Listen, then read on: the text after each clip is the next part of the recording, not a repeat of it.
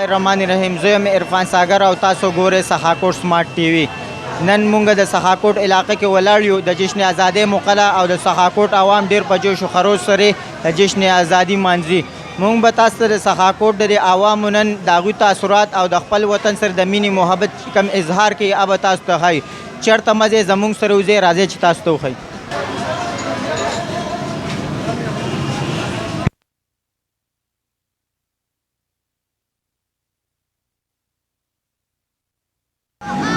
السلام علیکم ټولو مینهوالو، څنګه یې ښه برابر.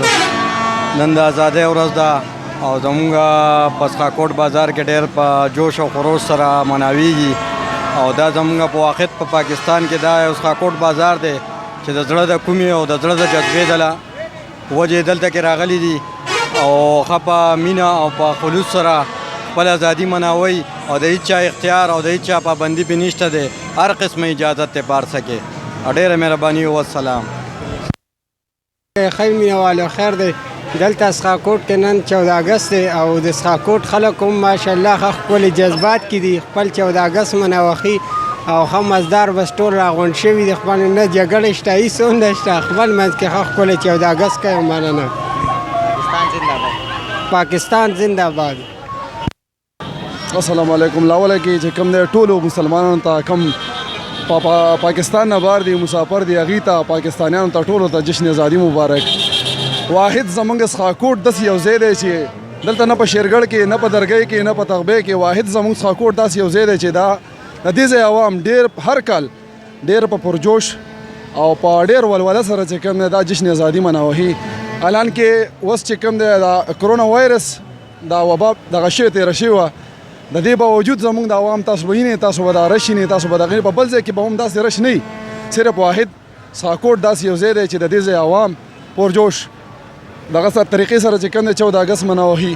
باقي پاتې دا زموږ چې کومه پرجوش ته کوم 14 اګست مناوهو په دې کې زموږ د مشرانو د قربانۍ چې کوم دي هغې ذکر به هم کول پکار دي چې یاره د هغې قربانیانې پکې شامل دي په دې کې. په دې وجه هغې ته هم چې کوم دی خراج تحسین پیش کول پکار دي. بل زمونږ مشران ډي سي صاحب، اے سي صاحب، ډبل ایس صاحب، صوبیدار عبدالوهاب صاحب هغې موږ ته سپیشل دا دغه کړی چې دا عوام دي د دوی د جان او مال حفاظت تاسو وکئ. په ځان باندې به سخته تېره کړو. سار راوتي یو د دې خلکو دپاره راوتي یو د دې عوامو دپاره راوتي یو. سار هم ریلي کړې ده هم په دې روډ باندې ولاړ یو چې دې خلکو ته تکلیف نه وي. بس زموږ دې عوامو ته دغه میسج دی دغه شان ټول چې کوم دی په اتفاق سره اوسئ او خوشحاله اوسئ. والسلام. پاکستان زنده باد. اعوذ بالله من الشیطان الرجیم. بسم الله الرحمن الرحیم. یو خو د سخاکوټ پښتانه چې کوم دي که نه دا ډېر جذباتیان دي.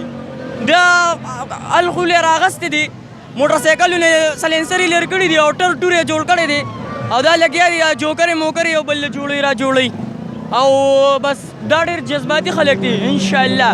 او دغه جذبات به مونږ راولو انډیا ته به یې ښایو چې 14 اګست داسې خلک مناوئ. دا ګاډي ته وګورئ غونډ ګاډي جام کړي دي او دا غونډ خلک په دې روډونو باندې ګرځي را ګرځي که نه او بس دغه شی دی چې دا جوکرې موکرې جوړوي که نه. بس یاره 14 اګست یار او بس دې خلکو را نسم ټیزونه خلاص کړه. په ایمان دا وګوره دونه خولۍ رانه ویسته په ایماندارۍ د شپې 12 بجې دي دا دي او بس لا اوس هم لالو به شروع ده او 14 اګست دې خلکو مناو کړو ښه په دوم دام سره یې مناو کړو. پاکستان زنده باد. پاکستان زنده باد. کشمیر بنیگا. زنده باد. کشمیر بنیگا. بس